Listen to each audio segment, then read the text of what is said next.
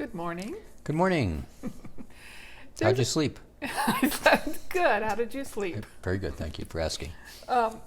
There's a tool that we really don't mention anymore that we used to teach a long time ago that is more and more, because of the shift, a tool that is useful. And the name of this tool is It's Not My Problem. But it's not my problem, screw you, I don't care what's going on with your life. It's not that kind of it's not my problem. It's more of what you're experiencing really isn't mine to fix or deal with. I can have compassion, but it's not my problem. And the tool is simply a rose between you and the person or the television that you're talking to, and with the stem all the way down, and you just intend it. It's not my problem rose. So it's really the rose, Yeah. and I'm on my side, and the problem, the circumstance, the situation is on the other side. And what happens one-on-one with another person is when that it's not my problem is put up, you're able to actually have the conversation and not get sucked into their problem. Yeah. And consequently, you're able to ask better questions and actually help them. Yeah. So it's really simple. It's a concept. This, what's going on over there is, I'm compassionate. I can see that it's a challenge. It's really not comfortable. It's really awful, and it's not my problem. And what I'm looking at is now, with all the chaos that's happening in the world, without putting your head in the sand or becoming a monk on the mountain, you can still be in it, but that not my problem rose helps you to be not of it. Yeah, now this is similar to what we talked about last week in a little different frame of reference, where we were using the word sloppy. Where I'm sloppy, I'm not paying attention, I'm arguing with, I'm pushing against, I'm irritated about. So really similar, but this is one that allows you to define a lot more cleanly. This is me, and I'm concerned, compassionate, I'd be happy to help. However, this is not my problem. So if I can comment and be of assistance, I will. But for the most part, this is not my problem. And using it one-on-one with a person, but also as you're moving about, looking at your social media feed, watching the news. Things that you get sucked into to a great extent. A lot of times you go into reaction and response and judgment, and there you go into, is literally what happened.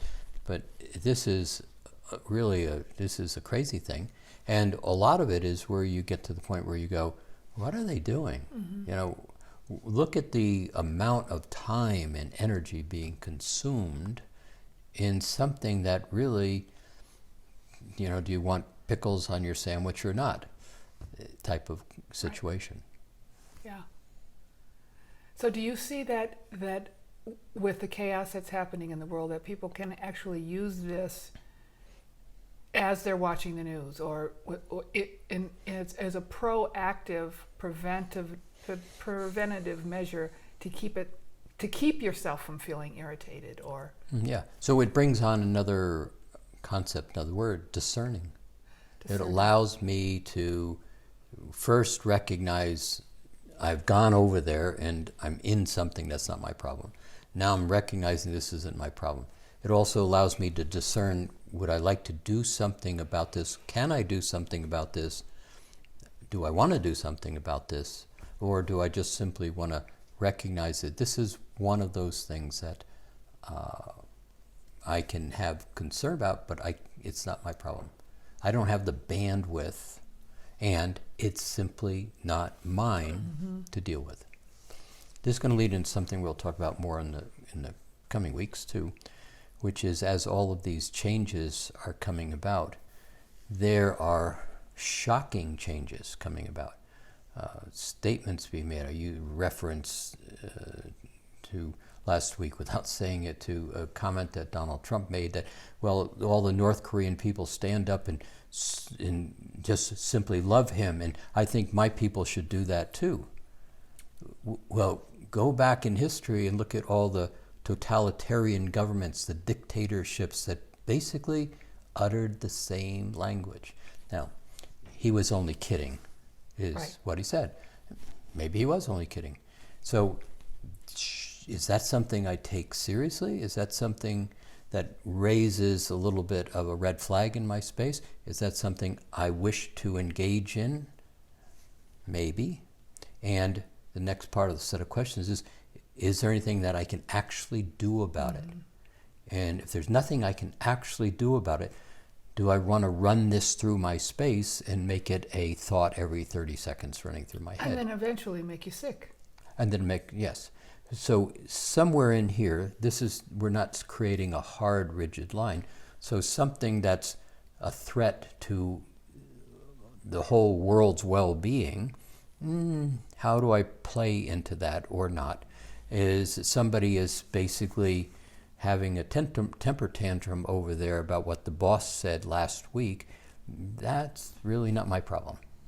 So this is a tool for discernment, not I'm going to draw a hard line and this is my box and I'm not going outside of my box. And besides, in addition to discernment, it allows you the room, the neutrality to choose. Yeah, that's a really big point, because I can start to observe and then choose an action rather than being caught up in the noise of an opportunity. Yeah. So yeah, this is a good topic. Yeah. So anyway, those of you who know about the rose and use the rose in mastering alchemy work, try this. Try using the rose in this way as well, and let us know. How does it work? It's not my problem. It's going to give you room also to navigate your world rather than getting caught up on, or somebody's doing something on the street corner as you drive by and you take the next 15 minutes to ask yourself, why did they do that? Why did they do that? It's not my problem. So, hope this is helpful.